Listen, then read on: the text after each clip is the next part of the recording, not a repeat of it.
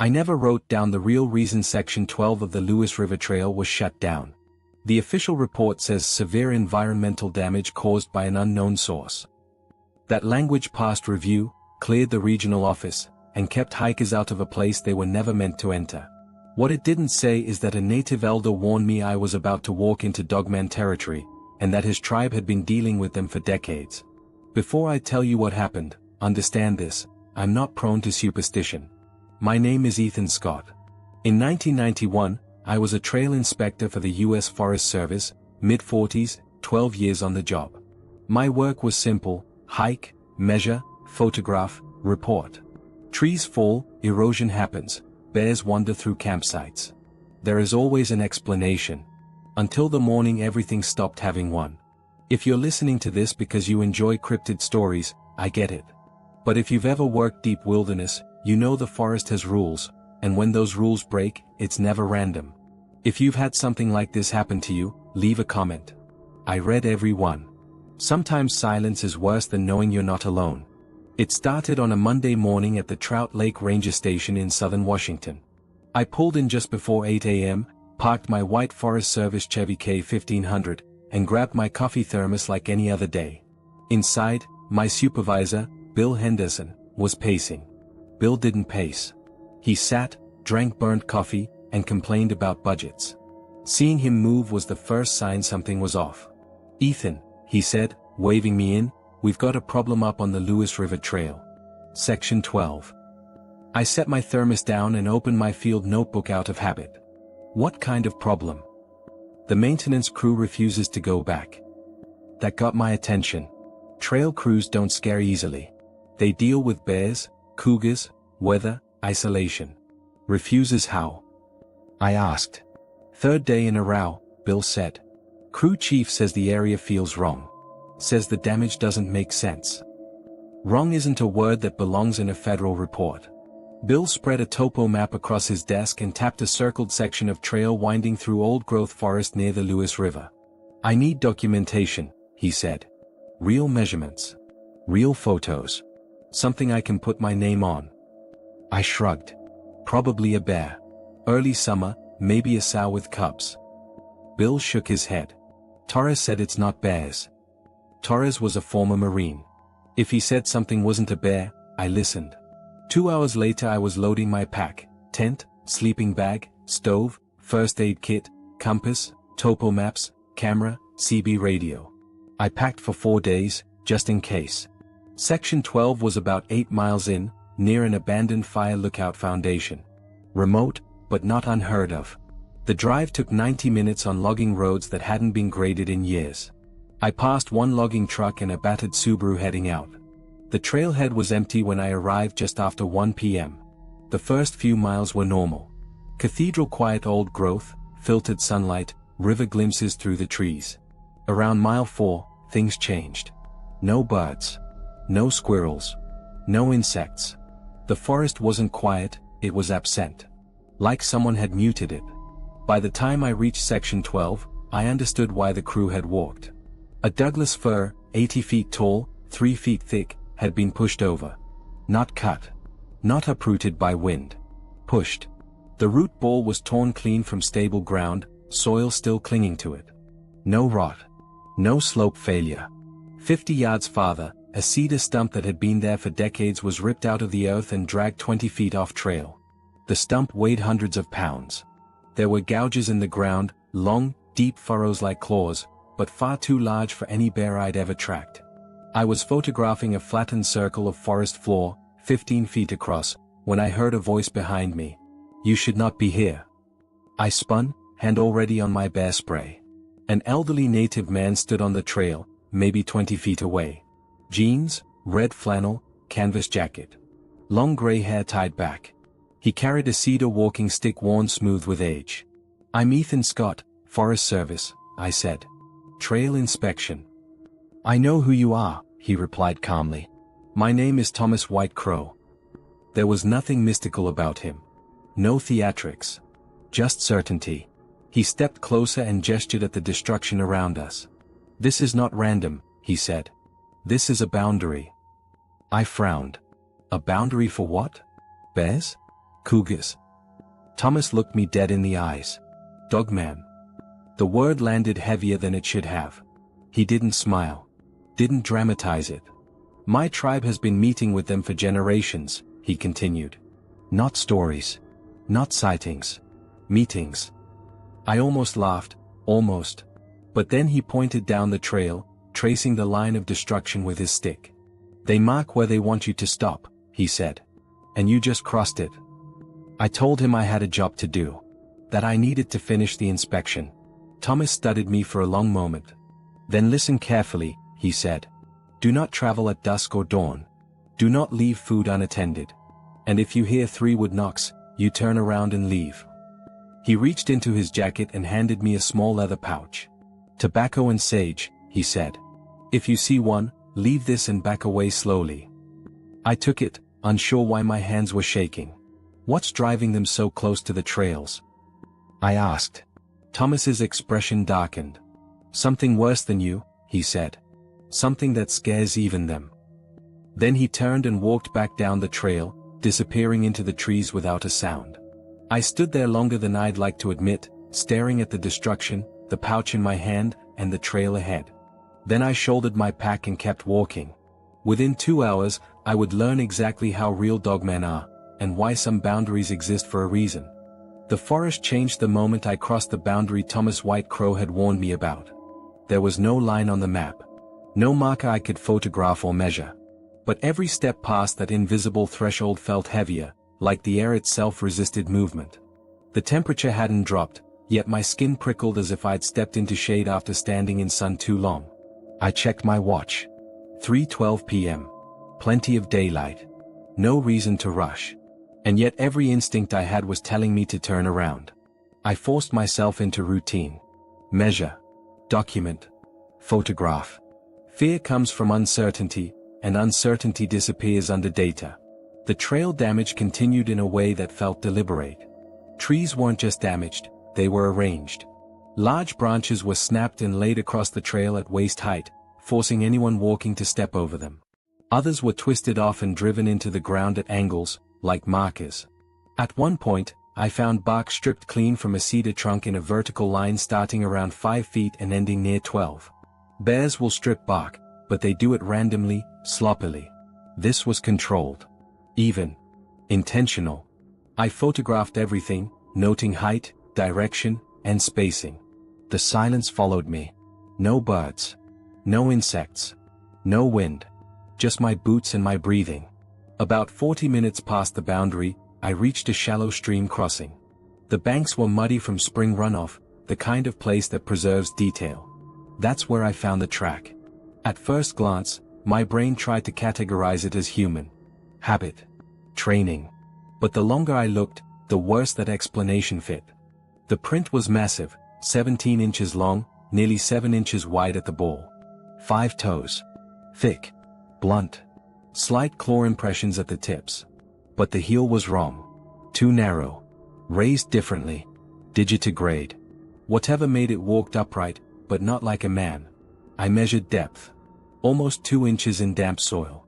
Using rough displacement estimates, I put the weight between 5 and 700 pounds.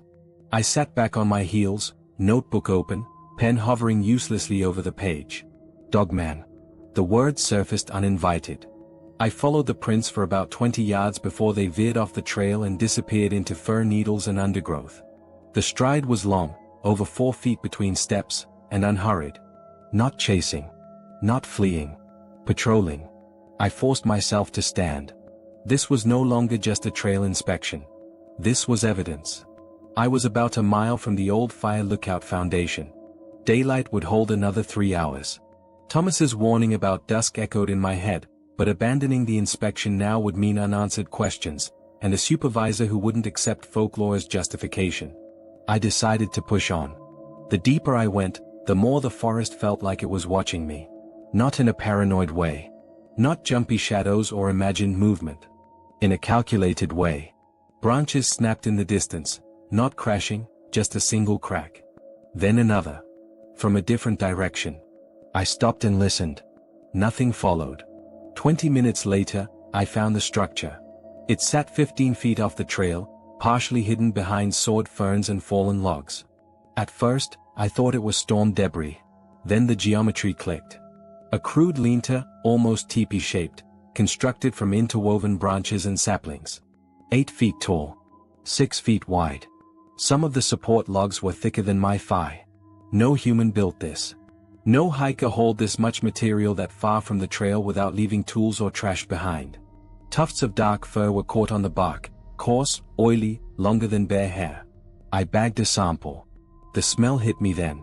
Wet fur. Old leaves. Something coppery beneath it.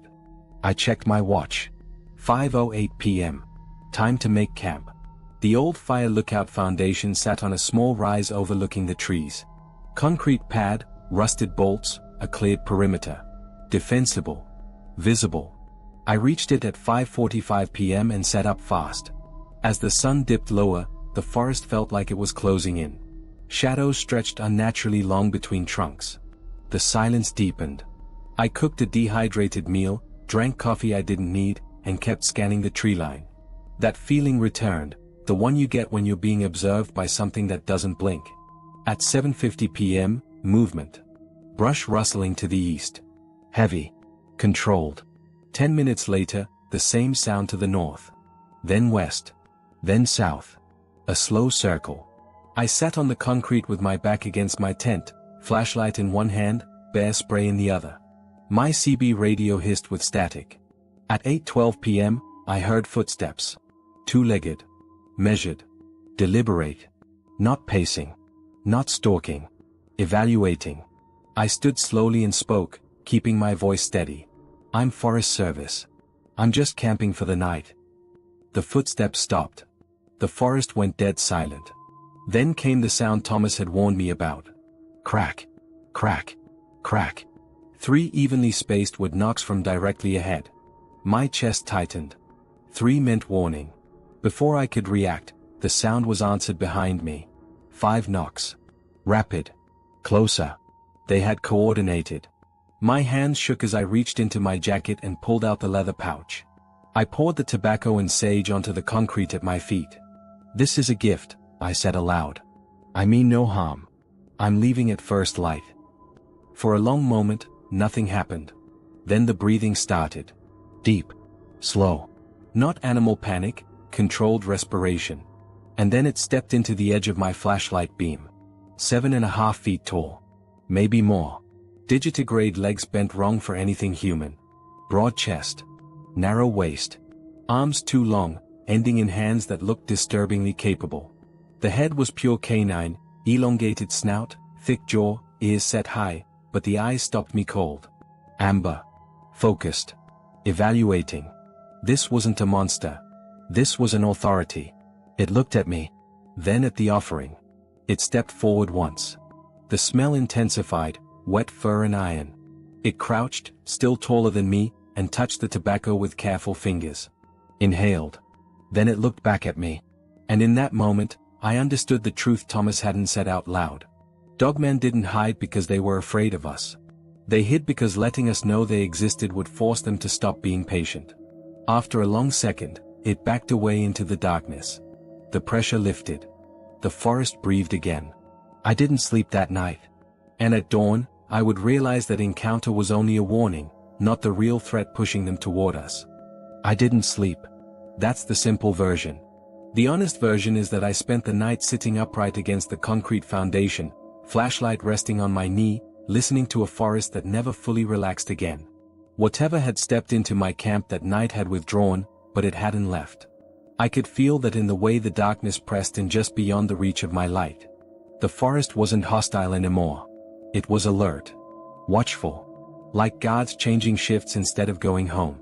Every sound carried meaning. A branch snapping wasn't random. A distant thud wasn't wind. Even silence felt intentional. I checked my watch repeatedly, waiting for dawn the way a drowning man waits for air. When the sky finally lightened to a dull gray, I broke camp without ceremony. No coffee. No breakfast. Just shoved gear into my pack and got moving. The moment sunlight filtered through the canopy, the forest felt different. Not safe, just less focused on me. As I hiked back down the trail, The evidence I'd documented the day before looked worse in daylight. The claw gouges weren't chaotic. They followed the trail edge in a near-straight line, marking territory like a fence. Trees had been twisted so they fell inward, funneling movement away from the deeper forest. This wasn't a creature reacting. This was enforcement. At the stream crossing, I stopped again at the footprints. Overnight condensation had softened the edges, but they were still unmistakable.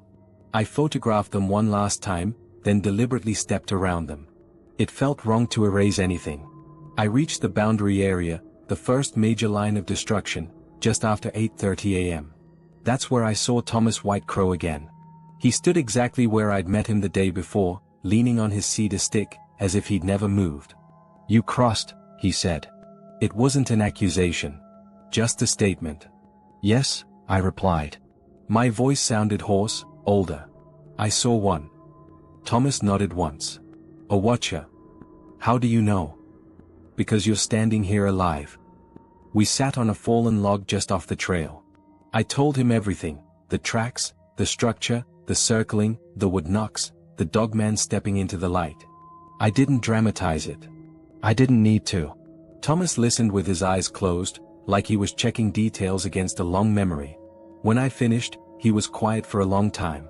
"They accepted your offering," he finally said. "That means they judged you as a temporary problem, not a permanent one." "That's comforting," I said, though it didn't feel like it. "They are not random killers," Thomas continued. "They are territorial protectors. Always have been." Then he told me the part that changed everything. "My grandfather met them first," he said. "Winter of 1912. Hardest season our people ever recorded. Game had vanished. Rivers froze early. Children were dying. A hunting party pushed farther than they ever had before and encountered a dogman pack near starvation. Young, old, injured. Instead of fighting, they left half a deer and retreated. The next morning, salmon appeared at the edge of the village. Fresh. Impossible for that season. That was the beginning," Thomas said. "Not friendship. Balance."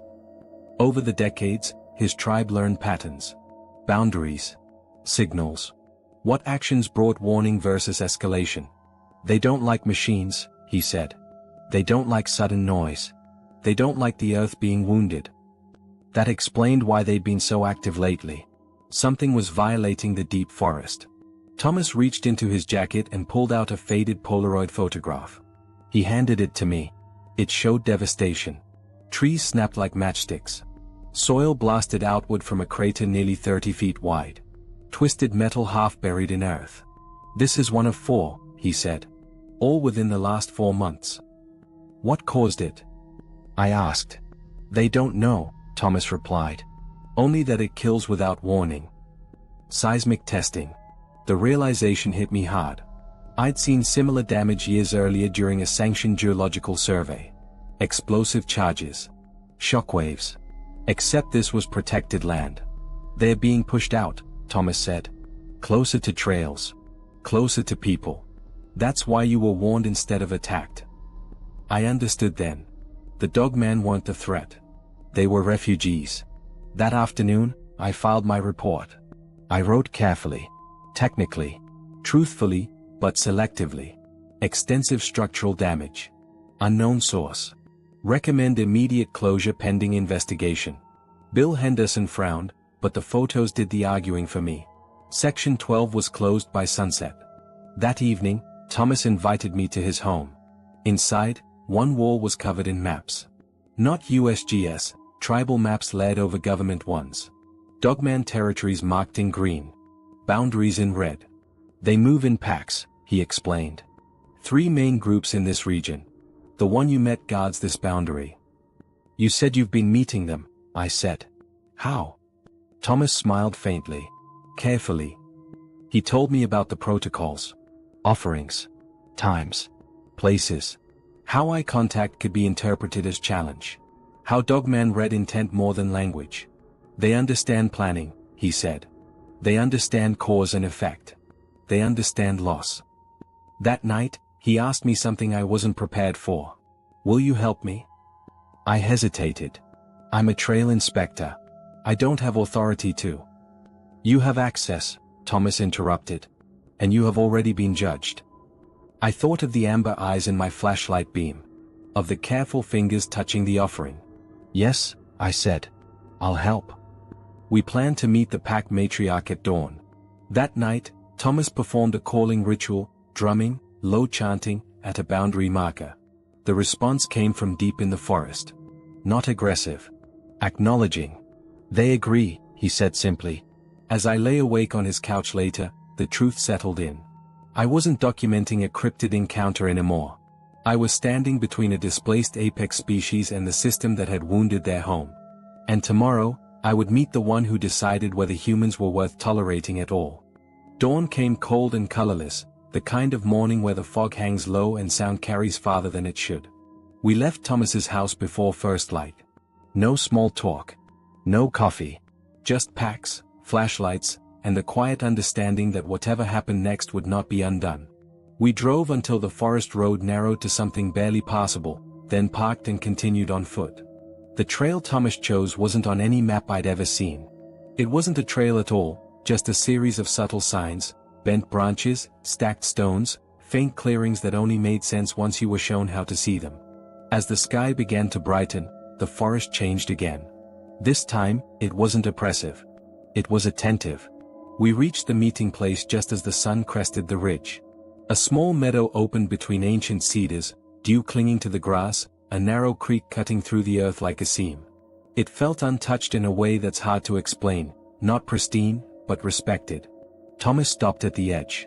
They're here, he said quietly. I didn't see them at first. Then my eyes adjusted. 3 figures stood at the tree line. Massive. Upright. Still. The one in the center was taller than the others, broader through the shoulders, lighter fur streaked with gray along the muzzle and neck. Even at a distance, there was no mistaking the hierarchy. This is the matriarch, Thomas whispered. She decides. My mouth had gone dry. Up close, dogmen don't look like the movies or the sketches people pass around online. There's no exaggeration, no theatrical menace. Their proportions are wrong in subtle ways, legs bent like a wolf's, torso angled slightly forward, arms longer than they should be, but it's the control that unsettles you. Nothing is wasted. Nothing is reactive. They're not animals waiting to bolt. They're people who chose not to speak our language. Thomas stepped forward slowly and stopped about 30 feet from the tree line.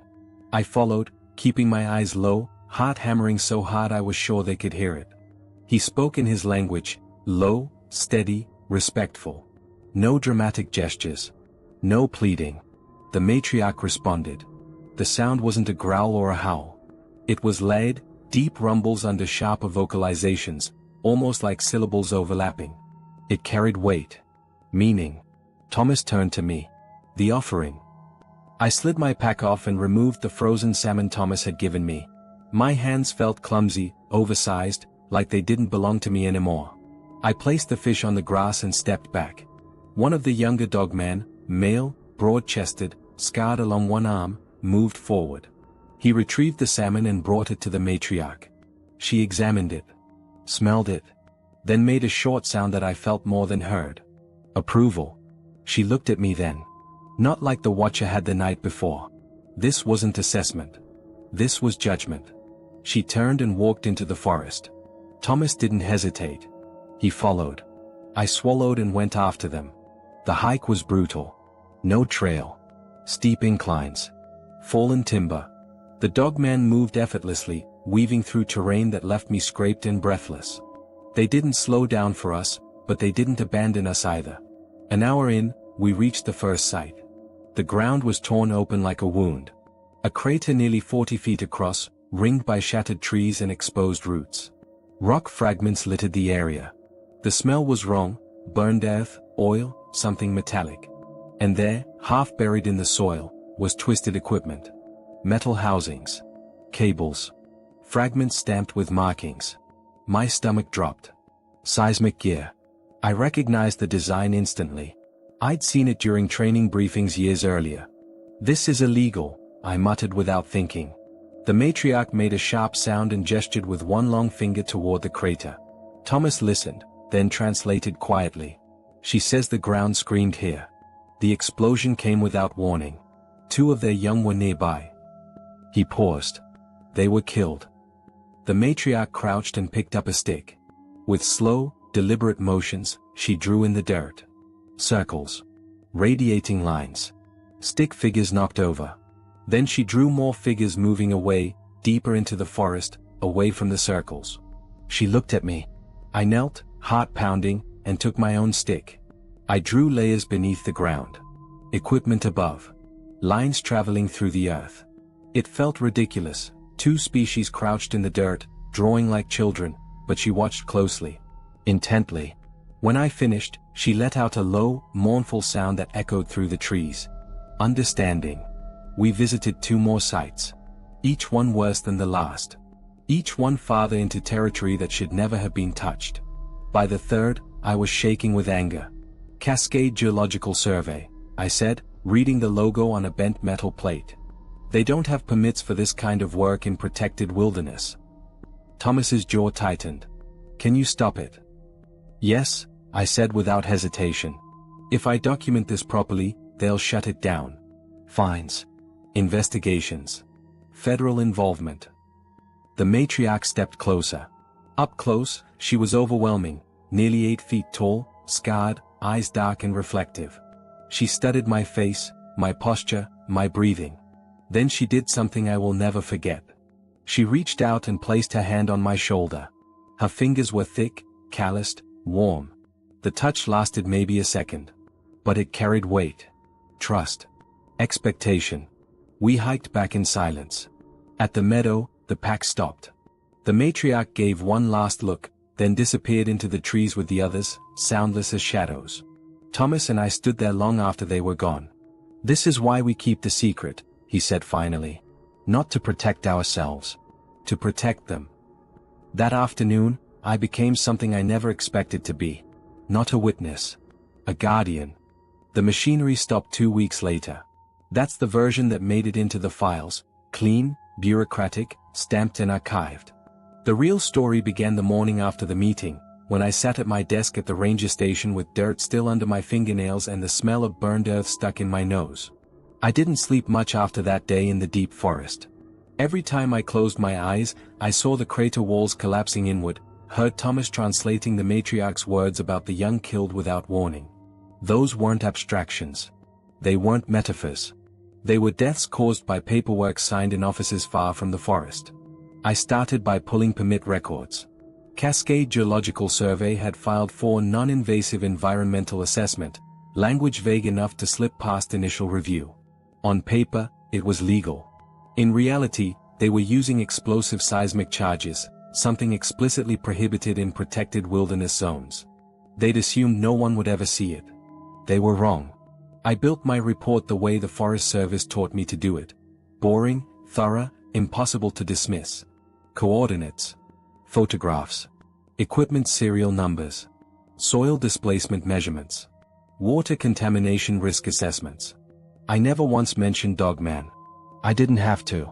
The damage spoke for itself. By the 3rd day, the regional office called. By the 5th, the EPA was involved. By the 7th, federal agents were hiking into the same deep forest that had terrified me, escorted by Forest Service personnel who had no idea why my hands shook when I pointed out the sites. Cascade's operations were shut down pending investigation. Their equipment was seized. Their permits were suspended.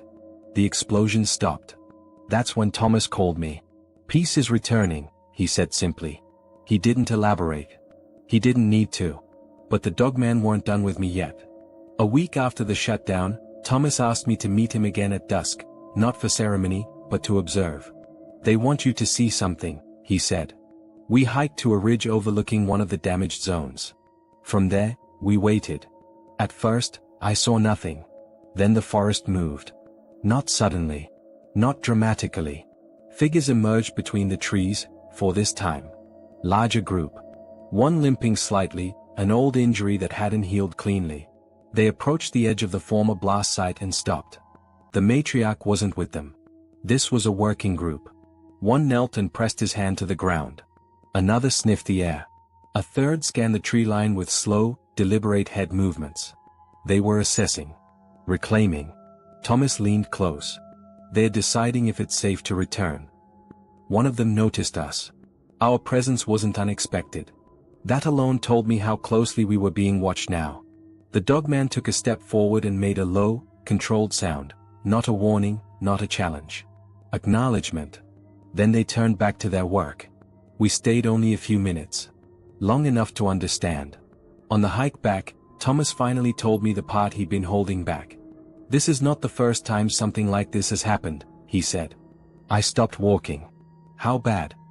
"In the 1950s, there were logging tests deeper in the mountains. Not explosive, but loud. Machines. Clue cuts. One pack disappeared entirely." "What happened to them?" Thomas looked away. "They moved farther than we could follow. Or they didn't survive." That night, the weight of what I'd stepped into fully settled on me. This wasn't just about shutting down a company. It was about being a buffer between two worlds that could never fully acknowledge each other. The Forest Service wanted order. Industry wanted access. Dogman wanted survival. And somehow, I was now standing in the narrow space between them. The weeks that followed were tense. Even with the explosions stopped, dogman activity near the boundaries increased. Not aggression, vigilance. Trail cameras I'd quietly repositioned for wildlife monitoring caught glimpses I pretended not to see. Tall silhouettes at the edge of infrared range. Eyes reflecting wrong. Movements too upright to log honestly. I adjusted trail routes. Rerouted maintenance schedules. Quietly discouraged permits in sensitive areas. Every decision I made now carried a second meaning. Thomas and I met regularly. He explained more about dogman structure. "They are not like wolves," he said. "Packs are families, but leadership shifts. Elders advise. Watchers enforce. Hunters provide." "And the matriarch?" I asked. "She remembers everything," Thomas said. "That is her role." One evening, he showed me something that unsettled me more than the encounter itself. A carved cedar figure. Dogman and human standing side by side. "This was given to my grandfather," he said. "After he helped stop a threat similar to this one." "How many humans know?" I asked. "Very few," Thomas replied. "And fewer still are trusted." That trust came with a cost. I began having dreams, not visions, not messages, but memories that weren't mine. Running through forest on digitigrade legs. Smelling fear before seeing it. Knowing territory without maps. I never told Thomas. I didn't need him to confirm what I already suspected. Prolonged proximity leaves marks. By late summer, the forest felt settled again. Birds returned. Insects buzzed. The oppressive silence lifted. But dogman presence remained closer to the trails than before. "They don't forget," Thomas said when I mentioned it. "Neither do we." In August, a package arrived at the ranger station. No return address. Inside was a small carved cedar figure, smoother than Thomas's, more refined. Dogman and human facing the same direction. No note. I locked it in my desk drawer. Because I understood now that this wasn't gratitude. It was acknowledgement. A marker. Like the twisted trees and stripped bark, it said something simple and heavy. You are being watched. You are being remembered. And if I ever failed to respect the boundary I'd helped defend, I knew exactly who would come to remind me. By the end of that summer, Section 12 remained closed. Officially, it was still under investigation. Unofficially, it had become something else. A line that should never be crossed. And I was beginning to realize that keeping dogman hidden from the world wasn't just about protecting them. It was about protecting us from what would happen if they ever decided patience was no longer enough. By early September, the forest had settled into a rhythm again. That should have been the end of it. The illegal seismic testing was shut down. Section 12 stayed closed. Wildlife returned. Even the air felt lighter, like something clenched had finally relaxed. But Thomas warned me not to mistake quiet for resolution. "They are calm," he said one evening as we sat on his porch, watching dusk settle over Trout Lake. "They are not finished." "What does that mean?" I asked. He didn't answer right away. "When dogmen lose their young," he finally said, "they do not forget. And they do not leave questions unanswered." 2 nights later, I heard the knocks again. I was alone, doing a routine inspection near the boundary, a legitimate one this time, clipboard in hand, daylight fading faster than I'd planned. I should have turned back earlier. I knew that. But old habits die hard. The first knock came from the east. Crack. The second from the north. Crack. The third came directly behind me. Crack. Not evenly spaced. Not a warning. A summons. My mouth went dry. I didn't run. I stood still and waited, heart hammering hard enough to make my vision pulse. The forest felt thick, expectant, like the moment before a storm breaks. Then I saw movement. 3 figures stepped into view between the trees, not emerging all at once, but one by one, deliberately placing themselves where I could see them. They weren't the same ones from the meadow. These were different. Heavier. Scarred. Older. The matriarch stepped forward last. Up close, she was even more imposing than I remembered. Her fur was mottled with gray and dark patches, her shoulders roped with muscle earned over decades. One ear was torn, the scar puckered and white. She stopped 10 feet from me. Close enough that I could smell her, damp fur, pine resin, something metallic and old. She looked down at me, and for the first time since all of this began, I felt truly small. Not prey. Accountable. Thomas had taught me to wait until spoken to. So I waited. The matriarch made a low sound, then another. The 2 dogmen flanking her responded, their voices harmonizing in a way that sent vibrations through my chest. It wasn't aggression. It was communication. She gestured with her hand, not toward the trail, not toward the forest, but toward me. I understood without words. Follow. We moved deeper than I had ever gone before. No trail. No markers I recognized. The forest here was ancient beyond anything I'd worked in. Trees so old their bark looked like stone, ground layered with centuries of decay. Eventually, we reached a place that made my breath catch. A clearing I had never seen marked on any map. At its center stood a ring of stones, not stacked, not random, but placed with intention. Around them were old scars in the earth, overgrown but unmistakable. This is where they remember, Thomas would later tell me. The matriarch stepped into the ring. She knelt. And then she did something I never expected. She touched the ground with both hands and made a sound I had never heard from her kind before, low, rhythmic, almost like chanting. The others joined in. Images flooded my mind. Not visions. Not hallucinations. Understanding. This place had been violated long before seismic charges. Before modern machinery. Before the Forest Service. Humans had come here once before, decades ago. Prospectors. Testers. Explorers. They disturbed something sacred, not just territory, but history. The matriarch looked at me again. This time, there was something else in her eyes. A question. I swallowed hard. I stopped them, I said quietly, knowing words barely mattered. And I'll stop anyone else who tries. She studied me. Then she stepped forward and placed something at my feet. A piece of metal. Old. Rusted. Bent. Part of seismic equipment, but older than what I'd documented. Proof. This wasn't a new threat. This was a pattern. The matriarch made one final sound, sharp and decisive. The others responded instantly. The moment was over. They turned and vanished into the forest, leaving me alone in the clearing, staring at the rusted artifact in the dirt. I didn't move for a long time. When I finally made it back to Thomas's house, the sun was already down. He took one look at my face and nodded. They showed you, he said. Yes, I replied. And they expect me to remember. Thomas poured coffee and sat across from me. They don't see time the way we do. To them, this is not an isolated event. It's a cycle. And I'm part of it now. Yes, he said. Whether you want to be or not. That night, I added a new layer to my maps. Not trails. Not closures. Memory sites. Places that would never appear in any official record. From that day on, my job changed. I wasn't just inspecting trails anymore. I was watching for signs, not of dogman aggression, but of human intrusion creeping too close to places that carried weight older than our laws. And I knew something else now, something that settled deep in my bones. The dogman had not asked me to protect them. They had informed me of the consequences if I didn't. Chapter 7 would not be about confrontation. It would be about what it costs to keep a secret once you understand exactly why it exists. I stayed with the Forest Service another 17 years after that.